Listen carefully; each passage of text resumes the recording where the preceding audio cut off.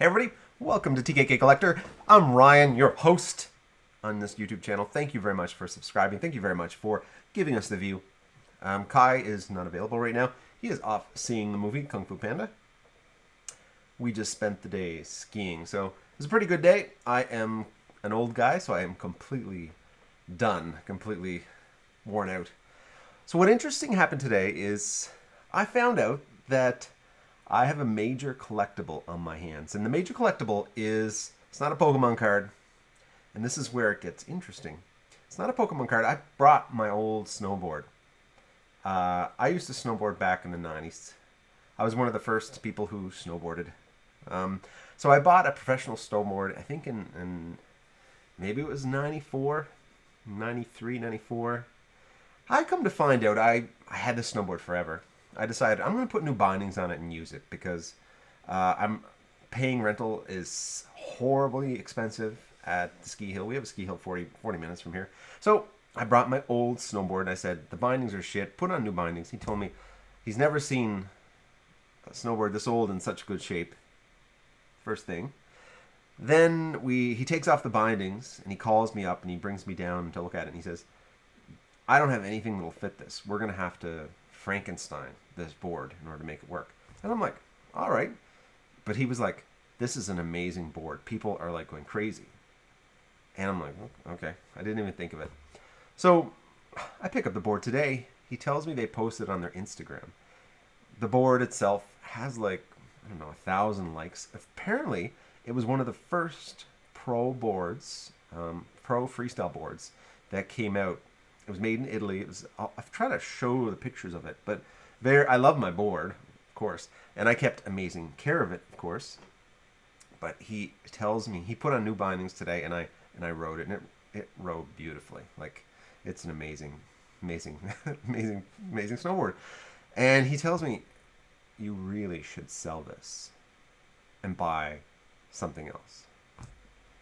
And I'm like, okay. He tells me that this is a really collectors will go crazy over this board.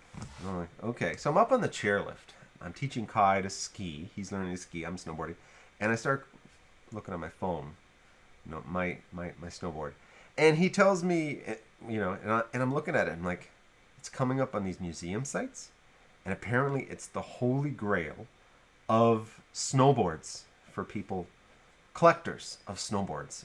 I didn't. Weirdo collectors of snowboards, right? What are they thinking? So, wait till Pokemon comes out with a snowboard. Have they yet? They've got decks for skateboards, but anyway, I will buy a Pokemon snowboard if you would. So, there's collectors out there, and I start googling around, and I'm like, I'm not finding my board, but then I found it, and it was on a museum site. It was like, this is one of the holy grails of snowboard collectors. And I'm like, cool. So I'm trying to find prices.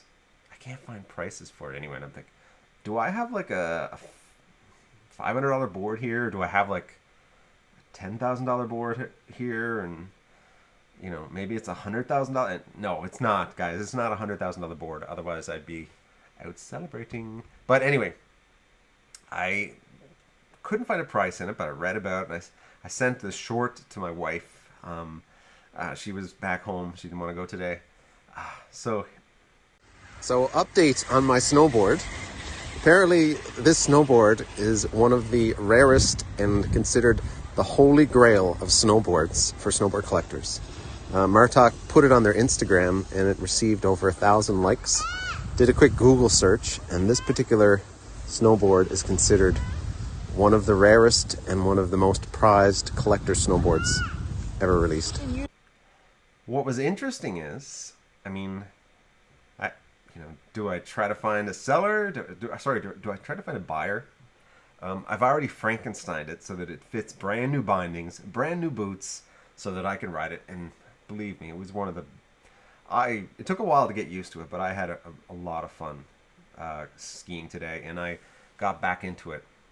But when I got home, I was like completely slammed. Muscles I haven't used in 20 years have been complaining now. So anyway, the question I would put to you guys as collectors, and I know you guys are collectors, investors too. You guys are here. Would you sell a holy grail, well, a piece of collectible memorabilia, to someone else, or would you keep it? Like, you are not a collector of this particular type, but this is something that you'll never come across. This is something that you'll never have. You'll never be able to rebuy it. If I sold it, no one's going to resell it back to me. Would you keep it? Would you keep the snowboard? It's an interesting hypothetical scenario that I'm actually faced with. You know, do I sell it? And I've looked at prices now that I'm home. It's not that crazy. It's maybe 600 US to 800 US just for the deck, just for the board, which is it's pretty good, right? It's not bad. I guess snowboard collectors don't have much money. But anyway, so I'm going to post about it. I'm going to see what people think about it. But what would you do? Find out you have a collectible. You definitely value it. It was from my childhood. You don't really collect snowboards. I mean, you and I, we know that we started collecting the Pokemon. What would you do? Anyway, it was an interesting hypothetical scenario that I thought I'd ask you guys. What do you guys think? You come across a huge collectible. Comment down below. What would you do? Huge collectible, but you don't collect it. Would you sell it and buy a new one? Flashy new technology? Or would you keep it? And it works perfect, right? It's a professional board. This was used by... it's an amazing board. But anyway, yeah, what do you think? Now, on to more Pokemon stuff. So... trading, wheeling, and dealing. Not so much dealing, so much. Seal product is not moving. As you can see, I got in the background here. You know, there's no one's buying these collection boxes. I got lots of them. I think Kai and I are going to have to start rip and ship. And let us know if you think rip and ships are bad or good, but we might have to start rip and ship. And what that means is we'll break down the product, make stacks of packs, and sell them at a discount. And we'll do our best. We're set up for it, but I hadn't had much chance to actually do it. And I think maybe we'll do it as we prepare and as we get going. But we still do a lot of singles buying, trade-ins for store credit. Trade-ins, right? People come to us and they'll trade in collections and maybe they'll go after a grail. Recently, that's what happened. So someone came in. They wanted my Giovanni's Gyarados from Japanese Rocket 1996, and they wanted it. They wanted some other cards. I had to. So what happened is he brought me a big bunch of stuff. And what was interesting is this guy find me, because I go on Whatnot sometimes, like I stream, but I don't actually sell anything because it's a dead platform. But I stream, and this is what happens. This is good, right? So someone comes in, they find me. They're local to me, right? They're here in Halifax, Nova Scotia, and they find me. We talk, and I say, you know, obviously, sorry, Whatnot, but yes, we go off platform for these kind of deals. So he brings me this big collection, and you know, neat cards, lots of great modern. But then you see some other stuff, and you start to realize this guy does spend some time on Whatnot, and there's nothing wrong with that. Whatnot is entertainment, right? It's not a place to buy collectibles. It's entertainment. I try to go on and sell entertainment of packages and stuff like that, but pack openings. I don't even like to sell singles on that because when you sell a dollar single, I think the total money you get back from selling a dollar single is 30 cents. So you can't even sell a dollar single for a decent price. Anyway, so he brings a collection to me and I'm going through it, modern stuff, which is great. I love trading in and getting modern because modern moves, everybody. Modern moves. Players, people who are filling out their binder, it moves. But we get to the slab section, and he has slabs, and I'm not going to say they're all junk slabs or anything, but he's definitely come across those Whatnot guys who are just like slabs. And I should have came to this a bit more sooner. So he sends me a bunch of slabs, and these are things that should not have been slabbed, right? So here we have a Vivid Voltage Charizard. It's a rare, a non-hollow rare, but it should never have been in a slab. I can't give a whole lot of value for this. No one's going to buy a Nearman 7. This might go if you're like selling in person and you could sell it for a decent price, and a young Charizard collector who doesn't happen to have this Vivid Voltage Charizard might pick it up. Right, right? So you can tell that this guy gambled a little bit maybe on whatnot, and these are the slabs that resulted. So here we have a EX Deoxys Common Nincada.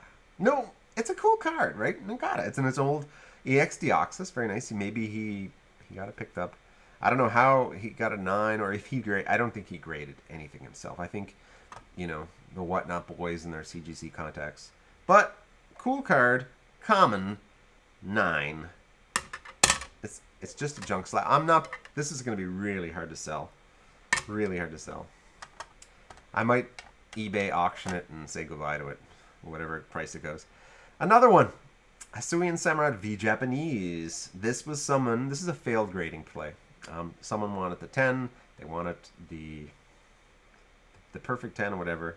And this guy probably kept some pristine 10s if he kept 10s. But this is what told me that this guy probably doesn't grade himself, is because we started to get in other grading companies. So we have a Beckett 8.5. Japanese Unlimited. Bonds to the end of time Unlimited Japanese. So sure, I might find a Flygon collector, but I mean, why did you send it to Beckett, whoever the junk slab seller was? And here we go, we got some other ones. Now, maybe he was using price charting, which was giving him a lot of higher values for these slabs. And price charting does that. It does give high values. These are cool little things you could sell if you're in person, but very few people. And these are the old made cards, and I like them, but very likely these are failed grading plays where they were looking for the pristine, because these are just the gem and 10s. I'll have to luck into a nice collector. I mean, Bulbasaur's nice. Then you get into this one. I think he must have won this one, but look at the grading company. Who grades with SGC? Like, who grades with SGC? Nobody grades with SGC. So this one we might make some content out of, because this is a Japanese EX Special R Venusaur with a 9.5, which Mint Plus maybe. We might pop it out and send it to PSA. This is the only one that's really kind of interesting, and I like it. It's a beautiful card, and I don't have it. I might put it on sale for a little bit and see if someone wants it, but we might have some fun with this. This might be our first cracked slab, and we'll see how that goes. So what do you guys think? They had nice cards, don't get me wrong, but I think they played a little bit too much of whatnot games and ended up with an interesting stack of slabs. And I don't know which ones he kept. These are the ones he didn't want to keep, but interesting, right? So you got to be careful when you're playing with whatnot. It is entertainment. I don't know why he didn't keep this one.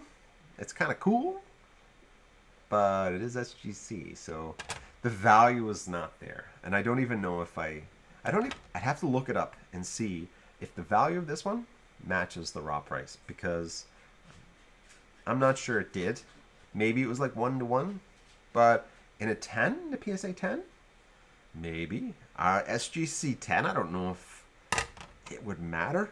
SGC, do people value SGC? Comment down below if it would make sense.